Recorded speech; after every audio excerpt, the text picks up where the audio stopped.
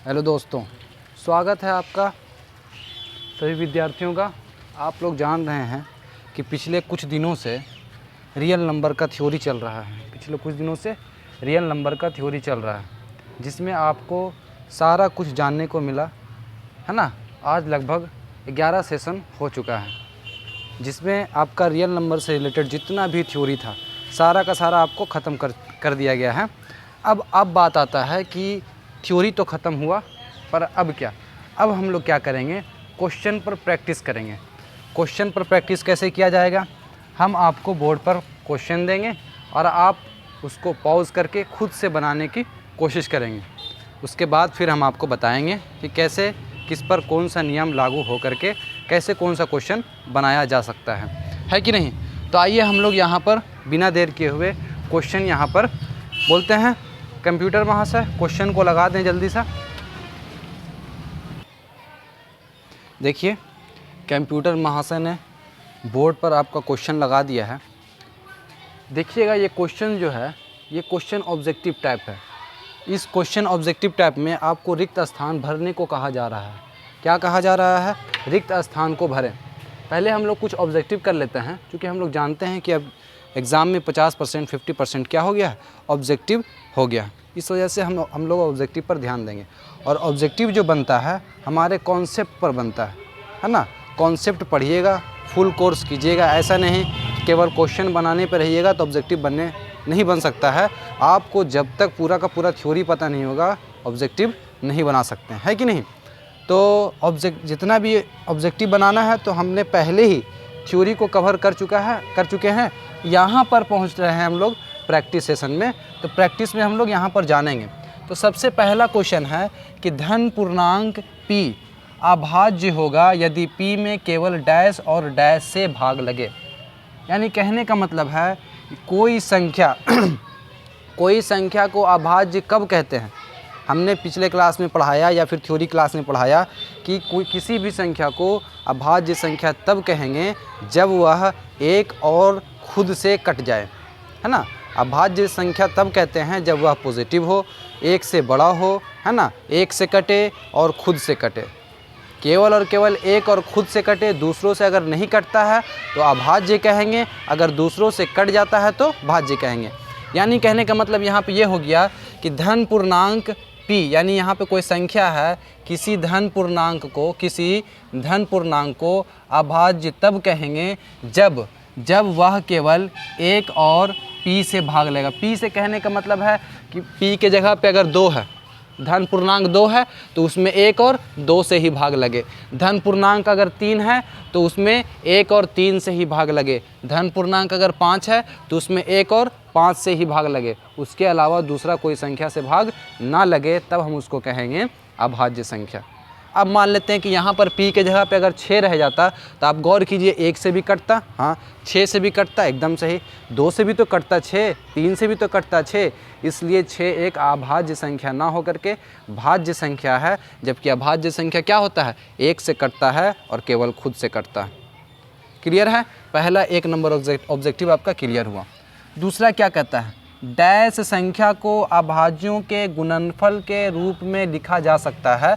Dash संख्या को अभाज्यों के गुणनफल के रूप में लिखा जा सकता है। अब ये क्वेश्चन क्या कह रहा है कि डैश संख्या को अभाज्यों के गुणनफल के रूप में लिखा जा सकता है। तो हम पिछले क्लास थ्योरी में पढ़ाए हैं कि कोई भी यौगिक संख्या हो जाए, है ना, कोई भी यौगिक संख्या को हम लोग अभाज्य संख्या के गुणनफल के रूप में लिख सकते हैं। जैसे कि 6 एक भाज्य संख्या है, 6 एक भाज्य संख्या है, यानी कि यौगिक संख्या है। इसको हम क्या कर सकते हैं, 2 तिया 6, 6 को हमने क्या किया, 2 गुने 3, ये भी एक अभाज्य संख्या हो गया, 3 भी एक अभाज्य संख्या हो गया। तो यही ना बोल रहे हैं कि किसी भी यौगिक संख्या को अभाज्य संख्या के गुणनफल के रूप में लिखा जा सकता है। तो यौगिक संख्या को अभाज्यों के गुणनफल के रूप में लिखा जा सकता है। तो यहाँ पे ऑप्शन क्या हो जाएगा, यहाँ पे आपका लिखाएगा यौगिक संख्या को अभाज्यों के गुणनफल के रूप में लिखा जा सकता है। ठीक है, अब आते हैं आपके अगले क्वेश्चन पे। अगला क्वेश्चन क्या कहता है, अगला क्वेश्चन है कि 2 पूर्णांक ए और बी, पूर्णांक किसको कहते हैं, परिमेय क्या है, अपरिमेय क्या है, प्राकृतिक क्या है, पूर्ण संख्या क्या है, सारा का सारा आपको हम पढ़ा चुके हैं। यहाँ प्रैक्टिस सेशन है, आज क्या है, प्रैक्टिस है। तो यहाँ ध्यान दीजिए, दो पूर्णांक ए और बी सह अभाज्य कहलाता है कब। हम पढ़ाए थे ये कि कोई दो संख्या है, दो संख्या है, सह अभाज्य तभी कहलाता है जब उन दोनों संख्या में एक के अलावा कोई दूसरा उभयनिष्ठ गुणनखंड ना हो। देखिए एग्जाम्पल से समझते हैं, जैसे कि 9 एक अभाज्य संख्या है कि नहीं है, इस पर हमको नहीं विचार करना है। सह अभाज्य के माने क्या होता है ये बता रहे हैं। 9 है, एक और संख्या आपका 16 है, ठीक है। अब बताइए 9 को जब तोड़िएगा तो क्या होगा, 3 गुने 3, और 16 को तोड़िएगा तो 2 दूनी 4 दूनी 8 दूनी 16। बताइए कि 9 में और 16 में कोई भी ऐसा संख्या है जो मिल रहा है, इसमें 2 गो 3 है, इसमें 4 गो 2 है, कोई भी ऐसा संख्या नहीं है जो दोनों में मिल रहा है। तो वैसी दो संख्या जिसमें एक के अलावा कोई संख्या ना मिले, वैसी दो संख्या जिसमें एक के अलावा कोई दूसरा संख्या ना मिलेगा, तो उसको हम क्या कहेंगे कि ये दोनों क्या है, सह अभाज्य संख्या है। यानी 9 और 16 को क्या कह सकते हैं कि 9 और 16 सह अभाज्य संख्या है। सहभाज्य संख्या समझ में आया? नहीं समझ में आया तो आप जाकर के थ्योरी में देखिए, हम बहुत बढ़िया से पीछे क्लास में बता चुके हैं, है ना। चलिए अब आगे आते हैं। तो यहाँ पे क्या भर सकते हैं कि दो पूर्णांक ए और बी सहभाज्य कब कहलाता है, जब दोनों में एक हो। अब जब दोनों में एक हो तो उसका महत्तम समापवर्तक भी क्या आएगा, एक ही आएगा। यानी कि ए और बी का HCF क्या होना चाहिए, महत्तम, है ना। महत्तम समापवर्तक क्या होना चाहिए, ए और बी का एक होना चाहिए। क्लियर है? ये भी आपके एग्ज़ाम में इस साल भी आ सकता है। आगे देखिए, अब ये बोलता है कि HCF, मासा का मतलब क्या होता है, HCF 48-30 का HCF किसके बराबर होगा। तो भाई महत्तम समापवर्तक 48-30 बोलें, 48-30 बोलें या फिर 30-48 बोलें, दोनों का महत्तम समापवर्तक तो बराबर ही होता है। महत्तम समापवर्तक अगर हम बोलें 48 या 30 बोलें या फिर 30-48 बोलें, इसके बदलने से HCF थोड़ी ना बदलेगा। हाँ, 48-30 या 30-48 करने से HCF थोड़ी ना बदलता है। क्लियर है, समझ में आ रहा है? अब अगला एग्जाम्पल देखिए, महत्तम समापवर्तक AB, कोई संख्या A है, कोई संख्या B है ना। इसका आप क्या किए हैं, HCF निकाले हैं। क्या किए हैं, HCF निकाले हैं। तो हम एक थ्योरी पढ़ाए थे कि किसी भी संख्या का HCF और किसी भी संख्या का LCM को गुना कीजिएगा, तो वही किया है। A B का HCF और A और B संख्या का LCM किया है और दोनों को क्या किया है, गुना किया है। तो हम जानते हैं कि दो संख्या का HCF गुने LCM बराबर होता है पहली संख्या गुने दूसरी संख्या। क्या होता है, पहली संख्या गुने दूसरी संख्या। तो बोल रहा डैश गुने डैश, HCF गुने LCM बराबर क्या होगा, A गुने B। एक संख्या A है, एक संख्या B है, इसका HCF निकाले हैं, फिर LCM निकाले हैं। हम जानते हैं कि HCF गुने LCM बराबर क्या होता है, A गुने B, यानी कि पहली संख्या गुने दूसरी संख्या। तो यहाँ पर ऑब्जेक्टिव का ये 5 क्वेश्चन, 1 2 3 4 5 क्वेश्चन आपका यहाँ पे क्या हुआ, कंप्लीट हुआ। ऑब्जेक्टिव को हल्के में नहीं लेना है। ऑब्जेक्टिव जो होता है, जब तक आप कॉन्सेप्ट ना पढ़िएगा ना, तो ऑब्जेक्टिव आपके बस का नहीं हो सकता है ऑब्जेक्टिव, है ना। चलिए अब हम आते हैं ऑब्जेक्टिव को छोड़ करके आगे हम बढ़ते हैं बड़े बड़े क्वेश्चन की ओर। चलिए कंप्यूटर महाशय इसको मिटाइए और जल्दी सा क्वेश्चन लगा दीजिए। आइए, कंप्यूटर महाशय ने बोर्ड पर क्वेश्चन लगा दिया है, इसको पढ़ें। धैर्य से आराम से पढ़ें। निम्न गुणनखंड का अभाज्य संख्या को लिखें। निम्न गुणनखंडों का अभाज्य संख्या को लिखें। अब देखिए आपको कुछ नहीं समझ में आया। अगर कुछ नहीं समझ में आया तो एक एग्जाम्पल देते हैं, उससे समझिएगा। देखिए ये बचपन का चीज़ है। ये क्या है, ये गुणनखंड वृक्ष है। ये क्या है, ये जो है हमारा गुणनखंड वृक्ष है ना, जिसको अंग्रेजी में शायद फैक्टराइजेशन ट्री कहा जाता है। क्या कहा जाता है, फैक्टराइजेशन ट्री कहा जाता है। ठीक है, गुणनखंड वृक्ष पेड़ की तरह बना दिया। ये पेड़ की तरह बनता कैसे है, जैसे कि हम उठा लेते हैं 14 या फिर 6 को आप कैसे लिखिएगा, 2 दूनी 4 है, द्वितीया 6, 3 एकम 3, ऐसे लिखिएगा। अब बोलेंगे 6 एक यौगिक संख्या था। सर जी हाँ, 6 एक यौगिक संख्या था। इसको क्या किए हैं आप, इसको ऐसे लिखा जाता है। इसको 2 से भाग किए हैं, 2 से भाग किए हैं तो द्वितीया 6, यानी ये दोनों गुना होकर के क्या आता है, ये आता है। या फिर इससे इसमें भाग देते हैं तो फिर ये आता है, 2 से 6 में भाग दीजिएगा तो ये आएगा, या फिर ये दोनों को गुना कीजिएगा तो ये आएगा। गौर कीजिए, इससे अगर इसमें भाग दीजिएगा तो ये आएगा, या फिर ये दोनों को गुना कीजिएगा तो क्या आएगा, 6 आएगा। वही आपसे इस तरीके से पूछ रहा है। तो बताइए कि यहाँ 2 है, यहाँ 17 है। अब बोलिए सर जी ऊपर से काहे नहीं शुरू किए? ऊपर से अगर शुरू कीजिएगा 2 गुने b बराबर a, कुछ नहीं समझ में आया। 2 गुने c बराबर b, कुछ भी नहीं समझ में आया। 2 गुने 17 बराबर कितना होता है? 17 दूनी 34 होता है। 2 और 17 को अगर गुना कीजिएगा तो 34 होगा। ये और ये गुना होकर के क्या लाता है? ये लाता है, यानी कि c बराबर क्या निकल के आया? 34 निकल के आ गया। ये बात आपको समझ में आया कि c बराबर 34 कैसे आया? ये दोनों गुना होकर के क्या आ गया? 34 आ गया। जिस तरह से 2 तिया क्या आता है? 6 आता है। अब यहाँ ये वाला b ज्ञात करना है। c पता चल गया, आपको निकालना क्या था? a निकालना था, b निकालना था, c निकालना था। c जहाँ आपको 34 पता चल गया है। अब आइए b के बारे में देखते हैं। ये b कैसे आया होगा? ये b जो है 2 और 34 गुना होकर के आया होगा, जाहिर सी बात है। तो b कैसे आया होगा? b 2 गुने 34 गुना होकर के आया होगा। तो 34 दूनी क्या होता है? 78 होता है। तो b भी आपके सामने है। क्या b क्या निकल के आ गया? 34 दूनी 78। चलिए अब आते हैं, b भी हमको 78 पता चल गया। अब बात आए कि सर जी a क्या होगा? तो a हमारा 2 गुने b होगा, है ना। a क्या होगा? 2 गुने b होगा। 2 का 2, b कितना निकाल के लाए हैं? तो 78 निकाल के लाए हैं। तो कितना हो जाएगा? 8 दूनी 16 का 6 बचा 1, 7 दूनी 14 1 15, 156। यानी कि a कितना पता चला? a 156, b 78, c 34। वही बोल रहा था, निम्न गुणनखंडों का अभाज्य संख्या को लिखें। क्या लिखना है? अभाज्य यहाँ पे जो है क्या क्या लिखा हुआ था ये लिखना है। उसी तरीके से यहाँ पर आना है। यहाँ पे जस्ट है ना पेड़ को उल्टा कर दिया है। पेड़ को क्या कर दिया? उल्टा कर दिया है। अब देखिए ये दोनों गुना होकर के ऐसे लिखा है, ये दोनों गुना होकर के ये आया, ये दोनों गुना होकर के ये आया। तो बताइए कि ये 72 है। तो 72 है तो 8 में क्या गुना किया होगा? 8 में क्या गुना किया होगा कि 72 आया होगा? तो बोलेगा सर ये तो काफ़ी आसान है, 9 गुना किया होगा तो 72 आ गया होगा। अब देखिए ऊपर का सारा बॉक्स खाली है। अब ये हुआ टेंशन। अब इसको कैसे लिख सकते हैं? तो आप ये गौर कीजिए, ये जो 9 आया है 2 संख्या से गुना होकर के आया है। तो बताइए 9 जो है 2 संख्या कौन कौन से गुना होकर के आता है? तो 3 से गुना होकर के आता है।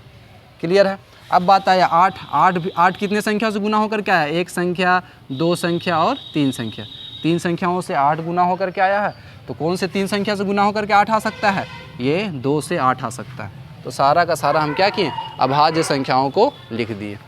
ये तो काफ़ी आसान था, बच्चा वाला गेम था, है कि नहीं? इसको आप क्या कर सकते हैं? एक गेम के रूप में सोच सकते हैं। चलिए अगला क्वेश्चन जल्दी से कंप्यूटर में हाथ से लगा दीजिएगा। चलिए अब देखिए यहाँ पर काफ़ी बच्चा वाला सवाल है कि नहीं, काफ़ी आराम से आप लोग बना सकते हैं।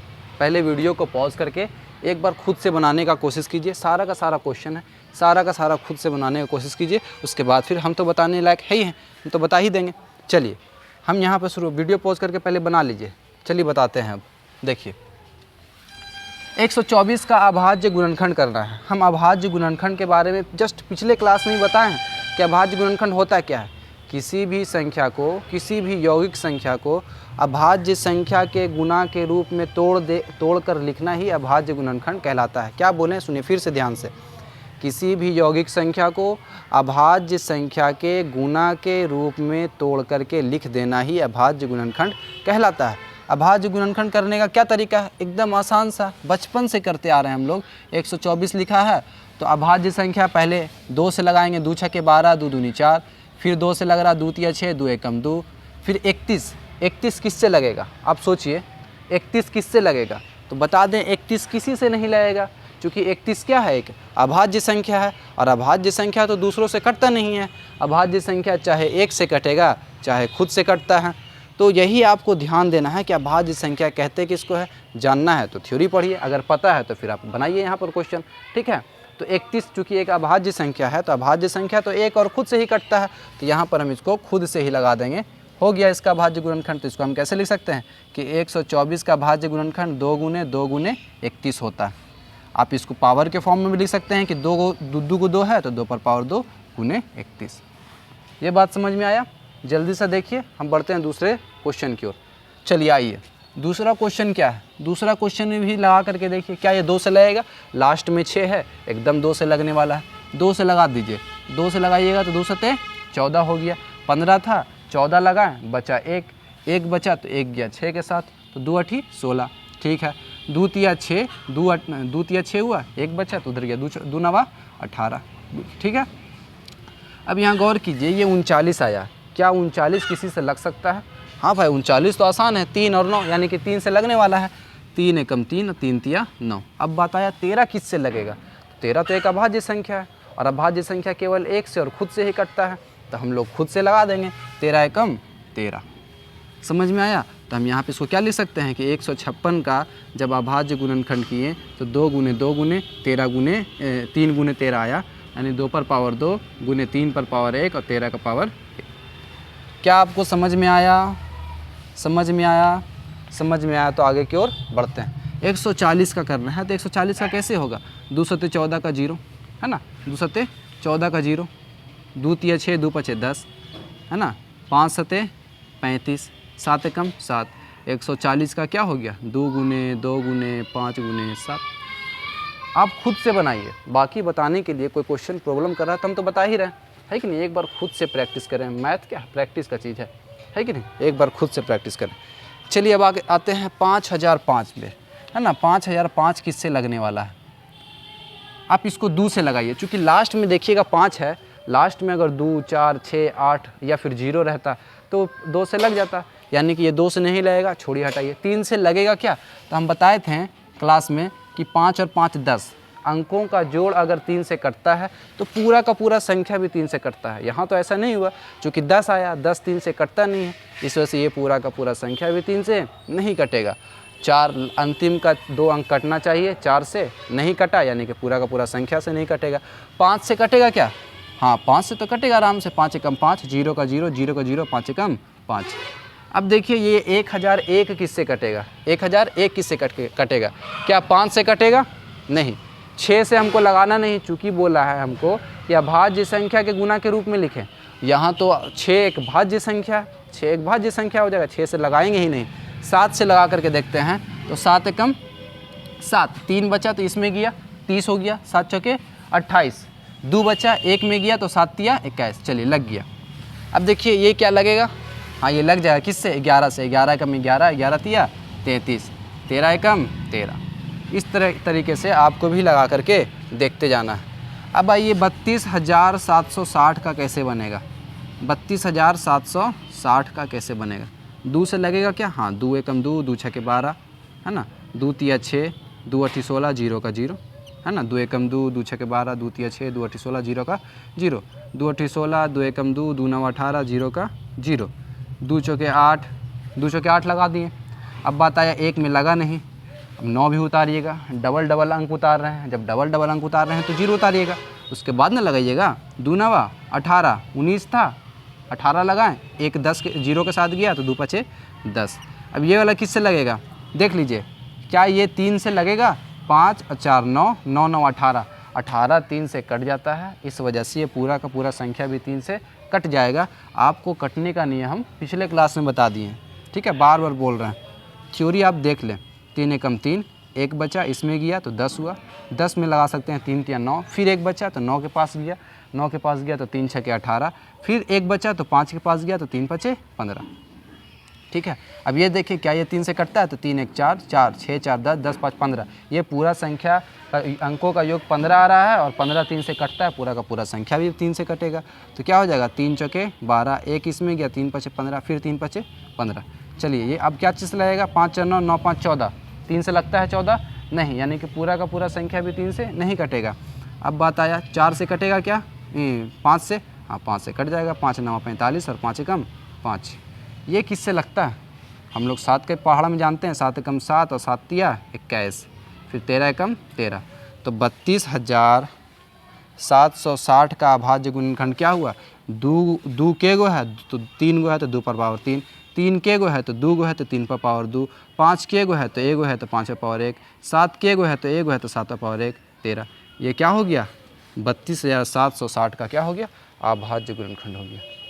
तो आपको 3 नंबर क्वेश्चन तक आपको क्या क्लियर समझ में आया है ना? चूँकि प्रैक्टिस सेशन है इस वजह से स्पीड पढ़ाया जा रहा है, चूँकि इससे पहले बहुत सा प्रैक्टिस हम लोग कर चुके हैं थ्योरी के क्लास में। मेरा पढ़ाने का तरीका ये होता है कि कोई भी क्वेश्चन जब बता रहे हैं तो क्वेश्चन बताने से पहले हमको सारा का सारा क्या होना चाहिए, थ्योरी पता होना चाहिए, पूरा थ्योरी याद है, पूरा थ्योरी कवर है, तभी जा कर के हम प्रैक्टिस लाते हैं। थ्योरी को आराम आराम से पढ़ा जाता है, जबकि प्रैक्टिस क्या होता है, स्पीड में हम लोग कर लेते हैं। चलिए अगला क्वेश्चन छाप दीजिए कंप्यूटर महाशय। चलिए कंप्यूटर महाशय के द्वारा क्वेश्चन देखिए। अब क्या कह रहा है आपका ये सवाल कि अभाज्य गुणनखंड विधि से निम्न का HCF निकालना है और निम्न का LCM भी निकालना है। आपको कोई भी क्वेश्चन दिया रहेगा उससे बोलेगा कि अभाज्य गुणनखंड विधि से इसका HCF निकालें और LCM निकालें। तो आपको करना क्या है, एक संख्या दिया है, दूसरा संख्या दिया है, दोनों का LCM और HCF निकालना है। तो 6 का भी अभाज्य गुणनखंड कर लेना है आपका, और साथ ही 20 का भी अभाज्य गुणनखंड कर लेना है। दोनों का अभाज्य गुणनखंड करने के बाद HCF कैसे निकाला जाता है, LCM कैसे निकाला जाता है, ये हम पिछले क्लास थ्योरी में बता चुके हैं, फिर से बताएंगे, यहाँ पर आप देख लीजिएगा, ठीक है। चलिए यहाँ पर हम लोग करते हैं।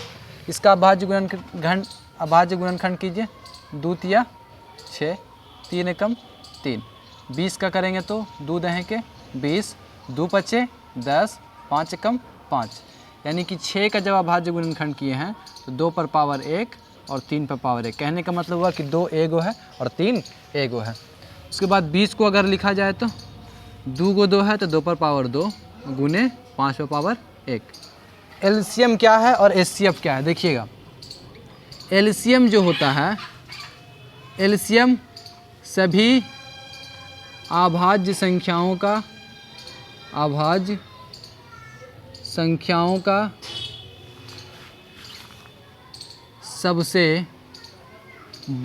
सबसे बड़ा पावर बाहर निकालना।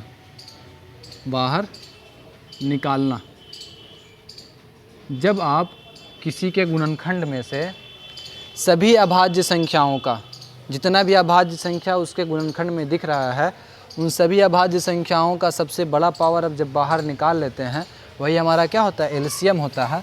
जबकि HCF क्या होता है, HCF जो होता है हमारा वैसा अभाज्य संख्या जो सभी के गुणनखंड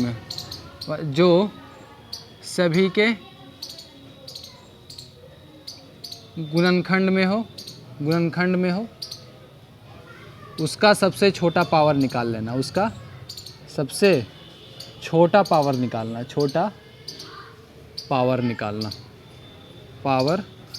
निकालना। क्लियर है। इसी के मदद से, यही दो बात की मदद से हम लोग क्या करेंगे, ढेर सारे एग्जाम्पल का हम लोग LCM और HCF निकालेंगे। तो बताइए कि इसका LCM कैसे निकलेगा। तो हमने 6 और 20 दिया, 6 और 20 का क्या किया, अभाज्य गुणनखंड कर लिए। अभाज्य गुणनखंड का अब एक बार LCM निकालना है और दूसरी बार HCF निकालना है। तो LCM निकालने का क्या तरीका, सभी अभाज्य संख्याओं का सबसे बड़ा पावर निकाल लेना है।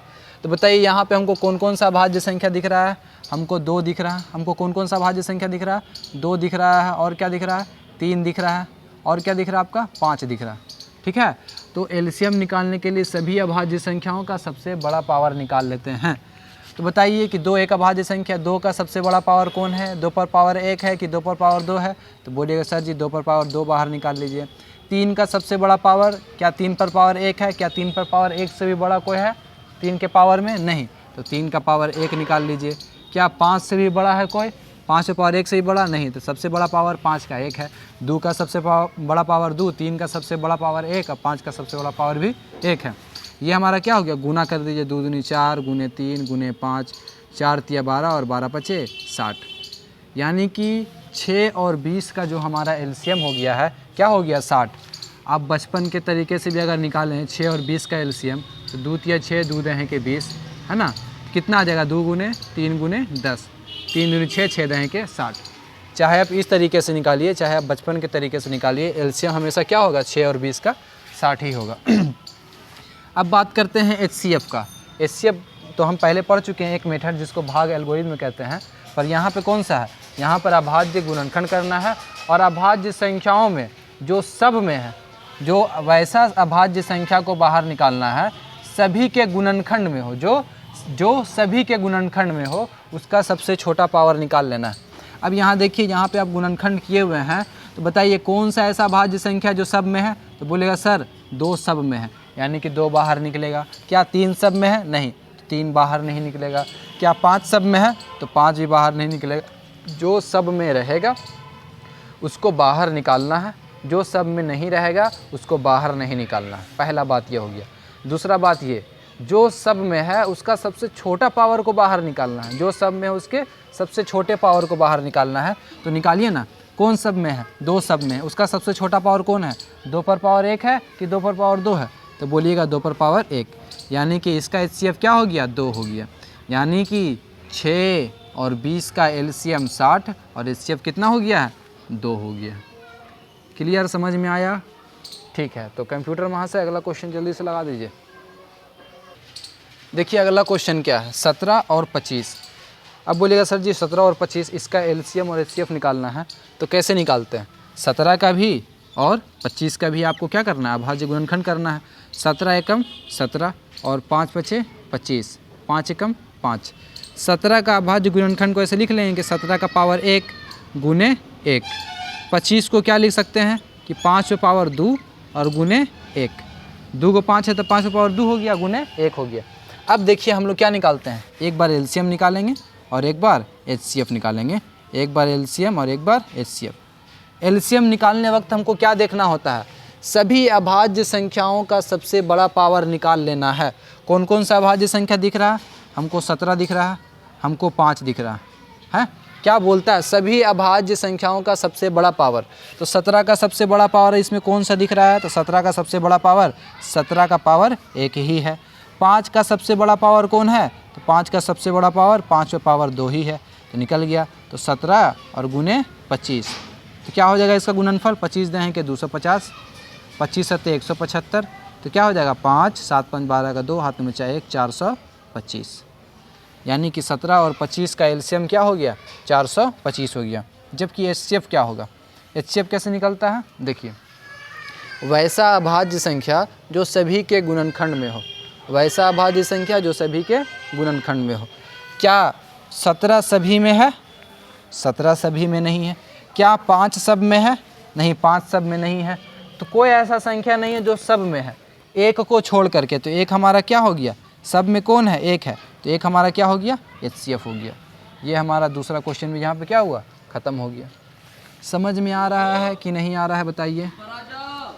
ठीक है, अगला क्वेश्चन पे आते हैं। अब देखिए अगला क्वेश्चन आपके सामने है, 510 और 92। इसका भी क्या करना है? LCM निकालना है, HCF निकालना है। किस विधि से? तो अभाज्य गुणनखंड विधि से। तो दोनों का सबसे पहले अभाज्य गुणनखंड कर लीजिए।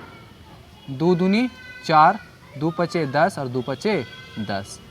ये किससे कटेगा? 5 5 10 2 12, 3 से कट जाएगा, 3 8 24 और 3 पचे 15। ये 3 से कटेगा क्या? 3 दूनी 6 नहीं, 3 से नहीं कटेगा, 5 से काट देते हैं। 5 एकम 5, 5 सत्ते 35, 17 एकम 17। 92 को काटिए, 2 से कटेगा, 2 चौके 8 और 2 छके 12, 2 दूनी 4 और 2 तिया 6, 23 एकम 23। अब क्या कीजिएगा? 510 को ऐसे लिखिएगा कि 2 एक मरतबा आया, 3 एक मरतबा आया और 5 एक मरतबा आया, 17 एक मरतबा आया। ठीक है। 92 को कैसे लिखिएगा? 2 मरतबा आया है, गुने 23 एक मरतबा आया। ऐसे लिख लेना है। कौन कौन सा भाज्य संख्या आपको दिख रहा है? 2 देखने को मिल रहा है। कौन कौन सा देखने को मिल रहा है?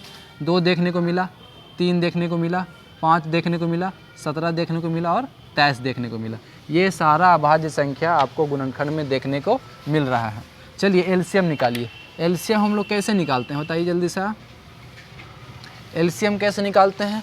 सभी अभाज्य संख्याओं का सबसे बड़ा पावर निकाल लेना है, सबसे बड़ा पावर निकाल लेना है। तो कौन निकालिएगा? 2 का सबसे बड़ा पावर 2 पर पावर 1 है कि 2 पर पावर 2 है? तो बोलिएगा 2 पर पावर 2 है, गुने 3 का सबसे बड़ा पावर कौन है? 3 पर पावर 1 ही है। ये गौर कीजिएगा, ये 23 है ज़रा। 5 का सबसे बड़ा पावर कौन है? 5 का सबसे बड़ा पावर 5 पर पावर 1 ही है। 17 का सबसे बड़ा पावर 17 का सबसे बड़ा पावर 17 का पावर 1 ही है ना। इस तरह से ये हमारा क्या हो गया? LCM हो गया। इसको गुना कीजिए, 2 दूनी 4, गुने 5 दिया कितना हो जाएगा? 15 और गुने 17, 15 चौके कितना होता है? 60, 60 गुने 17, 17 छः कितना होता है? 102। यानी कि 1020 हमारा LCM आया है 510 और 92 का। 510 और 92 का LCM कितना आया है? 1020, यानी कि 1020।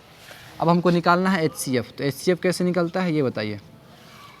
वैसा अभाज्य संख्या जो सभी के गुणनखंड में हो, वैसा अभाज्य संख्या जो सभी के गुणनखंड में हो। हमको अभाज्य संख्या 2 भी देखने, 3, 5, 17, 23 देखने को मिल रहा है, पर हमको यहाँ पर ये देखना है कि कौन सब में है।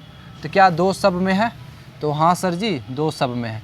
क्या 3 सब में है? नहीं, यानी कि 3 बाहर नहीं निकलेगा। क्या 5 सब में है? खाली इसमें है, नहीं निकलेगा बाहर। क्या 17 सब में है? नहीं, खाली इसमें है, इसमें नहीं है। 23 भी सब में नहीं है, तो 23 केवल 2 बाहर निकलेगा। तो वैसा अभाज्य संख्या जो सभी के गुणनखंड में हो, उसका सबसे छोटा पावर निकालना है जो सब में हो। पहला चीज़ ये देखना है। दूसरा चीज़ जो सबसे छोटे पावर का हो। तो 2 सब में है, उसका सबसे छोटा पावर कौन है? 2 पर पावर 1, यानी कि HCF हमारा क्या हो गया? 2 हो गया। यानी 510 और 92 का HCF 10, LCM 1082 और HCF 2 आया। क्या समझ में आया? चलिए तो हम लोग बढ़ते हैं अपने अगले क्वेश्चन की ओर। कंप्यूटर मास्टर जल्दी से क्वेश्चन को लगा दीजिए। देखिए अगला क्वेश्चन से पहले एक बात और जान लीजिए कि हम आपको पढ़ाए हैं थ्योरी क्लास में कि HCF गुने LCM बराबर जो होता है पहली संख्या गुने दूसरी संख्या होता है। आपको साथ में ये बोल रहा है कि अभाज्य गुणनखंड विधि से निम्न का HCF और LCM निकालें, और 2 संख्या जहाँ जहाँ है, इसमें भी 2 संख्या देखने को मिला, इसमें भी 2 संख्या देखने को मिला, इसमें भी 2 संख्या देखने को मिला। तो 2 संख्या के दशा में आपको ये करना है कि गुना करके देखना कि क्या HCF को उसके LCM से गुना करते हैं तो क्या पहली संख्या दूसरी संख्या के गुना के बराबर आता है। तो हम लोग करके देखते हैं। पहला ये वाला करके देखते हैं। इसका LCM कितना है? HCF कितना आया है? 2। HCF कितना आया है? HCF 2 आया है। LCM कितना आया है? 60। कितना आ गया HCF गुने LCM? 20। अच्छा, फर्स्ट गुने 1 करके देखिए। पहली संख्या गुने दूसरी संख्या, 6 गुने 20। 6 गुने 20 क्या आ जाएगा? 120। हाँ, हमेशा देखिएगा कि जब 2 संख्या रहेगा ना, उसका HCF निकाल लीजिएगा, उसका LCM और HCF निकाल लीजिएगा। HCF को LCM से गुना कीजिएगा ना, तो पहली संख्या और दूसरी संख्या के गुना के बराबर हो जाता है। ये क्या है? एक नियम है, आपको थ्योरी क्लास में बताए हुए हैं। तो पहला तो सिद्ध हो गया कि हाँ यहाँ पे होता है, ऐसा होता है कि HCF को LCM से गुना करते हैं तो पहली संख्या गुने दूसरी संख्या बराबर आता है। चलिए दूसरा देख लीजिए। 17 और 25 में 17-25 का LCM कितना, HCF कितना आया है? HCF 1 आया है। गुने LCM कितना आया है? LCM 425 आया। LCM कितना आया? 425 आया। तो कितना आ जाएगा गुना होकर के? 425 बराबर पहली संख्या कितना है? 17। दूसरी संख्या कितना है? 25। इसको गुना करके देखिए तो 25 दे हैं कि 250, 25 है कि 150, 25 है 175, 5 7 5 12 का 2 हाथ में 4, 1 2 2 4। इधर भी क्या है? 425 ही आया। HCF गुने LCM बराबर हमेशा अगर 2 संख्या है तो पहली संख्या गुने दूसरी संख्या होता है। तीसरा में देखिए 510 और 92 का HCF कितना आया? 2 आया। HCF कितना आया है? 2 आया। LCM कितना आया? 1020 आया। LCM 1020 आया। हम ये देख रहे हैं कि HCF गुने LCM बराबर क्या पहली संख्या गुने दूसरी संख्या आता है? क्या 510 गुने 92 आएगा? करके देखिए। 1020 को 2 बार गुना कीजिएगा तो कितना आएगा? 2040। कितना आएगा? 2040। अब इसको गुना कीजिए। 92 को 510 में गुना कीजिएगा, 51 से गुना कर देते हैं, 0 बाद में लगा देंगे। 1 दूनी 2, 1 9 9, 5 दूनी 10 का 10, हाथ में 1, 9 5 45 और 1 46, 2 9 6 4। ये क्या हुआ भाई? ये क्या गलती हुआ? कुछ गड़बड़ हुआ क्या? देखिए तो 92 और 51 को गुना कीजिए। हाँ, गड़बड़ तो यहाँ लगता है। 1 दूनी 2, 1 9 9, 5 दूनी 10 का 10, हाथ में 1 5 9 45 और 1 46, 2 9 6 4। कहाँ गलती हुआ? देखते हैं 1 मिनट। देखिए गलती क्या हुआ यहाँ पर, हम एक चीज़ मिस्टेक हुआ। क्या हुआ कि LCM निकालने वक्त क्या बोलते हैं? सभी अभाज्य संख्याओं का सबसे बड़ा पावर निकाल लेना है। तो 2 का सबसे बड़ा पावर निकाला, हाँ। 3 का सबसे बड़ा पावर निकाला, हाँ। 5 का सबसे बड़ा, हाँ। 17 का सबसे बड़ा, पर 23 का सबसे बड़ा पावर तो निकाले ही नहीं। 23 का पावर 1, यही मिस्टेक हुआ। क्या हो गया? ये मिस्टेक हो गया। यहाँ पे ध्यान दीजिए। अब इसको गुना कीजिए। ये 1020 आ रहा था, 1020 को क्या गुना कीजिएगा? 23 से गुना कीजिएगा, ठीक है। तो कितना आ जाएगा? गुना करके देखिए तो 1020 को 23 से गुना कीजिए। 0 3 दूनी 6, 0 3 एकम 3, 0 2 दूनी 4, 2 एकम 2। 0 6 4 5 कितना आ रहा है 9460 आ रहा, नहीं 5460 आ रहा। क्या दिक्कत हो रहा भाई, क्या गुना हो रहा? देखिए यहाँ पर गुना करके दिखाया, इधर देखिए मिस्टेक होने लगता है तो मिस्टेक होते ही रह जाता है। 3 0 0 3 दूनी 6 0 का 0 3 एकम 3 2 0 0 2 दूनी 4 0 का 0 2 एकम 2 0 6 है ना, ठीक होगा 4 3 2 यानी कि 23,460 आ रहा है। एलसीएम कितना आया है 23,460 आया, तो एलसीएम की जगह पे हम क्या रखेंगे 23,460 23,460। जब इसको गुना कीजिएगा तो 23 दूनी क्या होता है, गुना कीजिए 2 0 0 6 दूनी 12 2 हाथ में 4 1 4 दूनी 8 1 9 3 दूनी 6 2 दूनी 4, ठीक है। इसमें भी लास्ट में क्या हो जाएगा, ये आ गया, इसका इधर का 46,920, इसको भी गुना कीजिएगा तो क्या आ जाएगा 46,920 92 और 510 को गुना करेंगे तो 46,920 आ जाएगा। तो दो संख्या के दशा में होता है एचसीएफ गुने एलसीएम बराबर क्या होता है, पहली संख्या गुने दूसरी संख्या। चलिए आगे क्वेश्चन बनाते हैं। चलिए अगला क्वेश्चन है 6 72 120 का भाज्य गुणनखंड करना है और उस विधि से एलसीएम निकालना है, तो 2 3 6 एचसीएफ भी निकालना है कि नहीं। इसको कीजिएगा 2 3 6 2 6 12 2 एकम 2 2 8 16 2 9 18 3 3 9 3 एकम 3, इसको कीजिए 2 6 12 0 का 0 2 3 6 0 का 0 2 15 30 है ना, 5 3 5 15 और 5 एकम 5। सभी को क्या कर लेना है, सजा लेना है। 6 का क्या हो जाएगा 2 पर पावर 1 गुने 3 पर पावर 1। 72 का क्या हो जाएगा 2 पर पावर 3 गुने 3 पर पावर 2। 120 का क्या हो जाएगा 2 का पावर 3 गुने 3 पर पावर 1 गुने 5 पर पावर 1। अब हमको निकालना है इसका एलसीएम निकालना है और एचसीएफ निकालना है। हमको कौन कौन सा भाज्य संख्या देखने को मिल रहा है, देखिएगा 2 देखने को मिल रहा है, 3 देखने को मिल रहा है और 5 देखने को मिल रहा है। यही 3 तरह का अभाज्य संख्या हम लोग देखने को मिल रहा है। एलसीएम कहता क्या है, जितना तरह का अभाज्य संख्या है ना, उसका सबसे बड़ा पावर आपको निकाल लेना है। तो 2 का सबसे बड़ा पावर कौन है, एलसीएम निकालने वक्त 2 का सबसे बड़ा पावर 2 पर पावर 3 ही है, 2 का पावर 3 ही है। अच्छा अब 3 का सबसे बड़ा पावर 3 का पावर 1 है, 3 पर पावर 2 है। 5 का सबसे बड़ा पावर कौन है, तो 5 पर पावर 1 ही है। हो गया 2 दूनी 4 दूनी 8 3 3 9 गुने 5 8 5 40 गुने 9 कितना होता है 40 गुने 9 360। एलसीएम कितना आया 360 आया। जबकि एचसीएफ देखिए, एचसीएफ क्या हो जाएगा, एचसीएफ निकालिए तो एचसीएफ क्या कहता है, वैसा अभाज्य संख्या जो सभी के गुणनखंड में मौजूद हो उसका सबसे छोटा पावर आपको निकालना है। क्या 2 सब में मौजूद है, हाँ 2 सब में मौजूद है, उसका सबसे छोटा पावर 2 पर पावर 1 निकाल लिए। 3 क्या सब में मौजूद है, हाँ 3 सब में मौजूद है, उसका सबसे छोटा पावर यानी कि 3 पर पावर 1 आप निकाल लीजिए। और ये क्या हो गया आपका एचसीएफ हो गया, क्या हो गया एचसीएफ हो गया। तो 6 72 120 का एलसीएम 360 आएगा और एचसीएफ क्या आएगा 6 आएगा। क्लियर है। चलिए अगला क्वेश्चन आ रहा है आपके सामने, देख लीजिए। अगला क्वेश्चन कंप्यूटर वहाँ से लगा दीजिए। देखिए अगला क्वेश्चन है 17 23 और 29। ये भी अभाज्य संख्या है, ये भी अभाज्य संख्या है, ये भी अभाज्य संख्या है। इसका अगर निकालना है तो 17 का 17 कम 17 23 से कम 23 और 29 से कम 29 हो गया। क्लियर है। अब इसको ऐसे सजा लिए 17 का 17 गुने 1 23 का 23 गुने 1 है ना, 29 का 29 गुने 1। अब हमको कौन कौन सा भाज्य संख्या देखने को मिल रहा है, 17 दिख रहा है 23 दिख रहा है और 29 देखने को मिल रहा है। एलसीएम निकालने वक्त हम लोग क्या कहते हैं, एलसीएम निकालने वक्त ये कहते हैं कि सभी अभाज्य संख्या, जितना भी अभाज्य संख्या आपको देखने को मिल रहा है उसका सबसे बड़ा पावर आपको बाहर निकाल लेना है। तो एलसीएम 17 का सबसे बड़ा पावर कौन है, 17 का पावर 1 ही है। 23 का सबसे बड़ा पावर 23 का पावर 1 ही है। 29 का सबसे बड़ा पावर 29 का पावर 1 ही है। क्लियर। ये आपको अपने से गुना कर लेना है, ठीक है। एलसीएम कितना आएगा देख लेना है। एचसीएफ कैसे निकल जाता है, वैसे अभाज्य संख्या जो सभी के गुणनखंड में हो उसका सबसे छोटा पावर निकाल लेना है। तो बताइए कि कौन 17 सब में है, नहीं 17 नहीं निकलेगा। 28 सब में है, नहीं 23 भी नहीं निकलेगा। 29 सब में है, नहीं 29 भी नहीं निकलेगा। 1 सब में, तो 1 हमारा क्या हो गया, इसका एचसीएफ हो गया। 17 23 और 29 का एचसीएफ 1 आया और एलसीएम क्या आया 17 गुने 23 गुने 29 आया। अगला क्वेश्चन कंप्यूटर महाशय जल्दी से लगा दीजिए। चलिए क्वेश्चन आ चुका है। अब देखिए कैसे बनेगा, ठीक है। सबका भाज्य गुणनखंड कर लीजिए। 2 चौके 8 2 दूनी 4 2 एकम 2।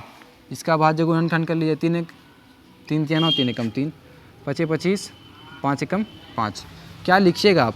8 को लिखिएगा कि 2 पर पावर 3 है, 9 को लिखिएगा कि 3 पर पावर 2 है, और 25 को लिखिएगा कि 5 पर पावर 2 है। सब में एक भी साथ में गुना है। अब आता है बात कि आपको कौन कौन सा अभाज्य गुणनखंड देखने को मिल रहा है, अभाज्य संख्या देखने को मिल रहा है। 2 देखने को मिल रहा है, और क्या देखने को मिल रहा है, 3 देखने को मिल रहा है, और 5 देखने को मिल रहा है। यही अभाज्य संख्याएँ देखने को मिलती है। तो बताइए कि एलसीएम कैसे निकालते हैं? सभी अभाज्य संख्याओं का सबसे बड़ा पावर निकाल लेना है। तो बताइए, 2 का सबसे बड़ा पावर 2 पर पावर 3, 3 का सबसे बड़ा पावर 3 पर पावर 2, 5 का सबसे बड़ा पावर 5 का पावर 2। गुना की 2 दूनी 4 दूनी 8, 3 3 9, गुने 5 25, है ना। तो 25 80 कितना होता है 200, और गुने 9 कितना हो जाएगा 1800। 1800 इसका क्या हो गया, एलसीएम हो गया। जबकि एचसीएफ क्या कहता है, वैसी संख्या जो सभी में मौजूद हो, सभी के गुणनखंड में मौजूद हो। तो कौन सा ऐसा संख्या है, क्या 2 सभी में मौजूद है? नहीं। 3 सभी में मौजूद है? नहीं। 5 सभी में मौजूद है? तो नहीं। 1 सभी में मौजूद है। तो एक हमारा क्या हो गया, एक हमारा 8 19 और 25 का क्या हो गया, एचसीएफ हो गया। क्लियर है कि नहीं है? जल्दी से बोलिएगा। चलिए अगला क्वेश्चन की ओर बढ़ते हैं हम लोग। चलिए अगला क्वेश्चन आ गया है, जो क्या है, काफ़ी बड़ा संख्या है। घबराना नहीं है, इसी को बनाना है। 7वां नंबर क्वेश्चन है ये। इतना ज़्यादा प्रैक्टिस हो रहा है आप लोग का। 2 दूनी 4, 2 सते 14, 0 का 0, 2 एकम 2, 2 तिया 6, 2 पचे 10, है कि नहीं। अभी किससे लगेगा, 5 3 8 1 9, ये 3 से कट सकता है। तो 3 चौके 12 और 3 पचे 15, 3 एकम 3, 3 पचे 15, 3 पचे 15, 5 एकम 5। 805 को कैसे कर सकते हैं, 8 5 13 होता है, 3 से कटा नहीं, तो ये किससे कटेगा, 5 से कटेगा। तो 5 एकम 5, 3 इसमें गया तो 5 छक्के 30, फिर 5 एकम 5। अब 161 देखिए किससे कटता है, क्या ये 5 से कटेगा, नहीं। 5 से नहीं कटा तो 7 से लगा के देखते हैं। 7 दूनी 14 और 7 तिया 21, 7 से कट जाएगा। 7 दूनी 14, 2 इसमें गया तो 7 तिया 21, उसके बाद 23 एकम 23। अब 990 में आइए, 2 से कटेगा ये, 2 चौके 8, 1 इसमें गया तो कितना हो गया, 19 हो गया। तो 2 9 18 और फिर 2 पचे 10। ये किससे कटेगा, 5 4 9, 9 9 18, 3 से कटता है, 3 से कट जाएगा। 3 एकम 3 है ना, 3 छक्के 18, 3 पचे 15, 6 1 7, 7 5 12, 12 3 से कटता है, यानी पूरा संख्या भी 3 से कटेगा। 3 पचे 15 और 3 पचे 15, 5 एकम 5, 5 एकम 5। चलिए चूँकि यहाँ पर जगह कम है, इसी चीज़ को हम वहाँ पर लिख देते हैं 540।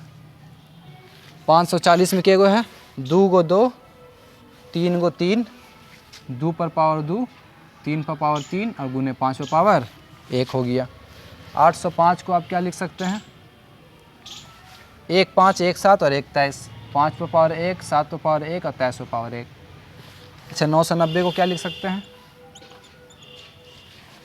1 गो 2, 3 गो 2, 2 गो 3 है ना, 3 पर पावर 2 गुने 5 पर पावर 1 और गुने 11, ये हो गया।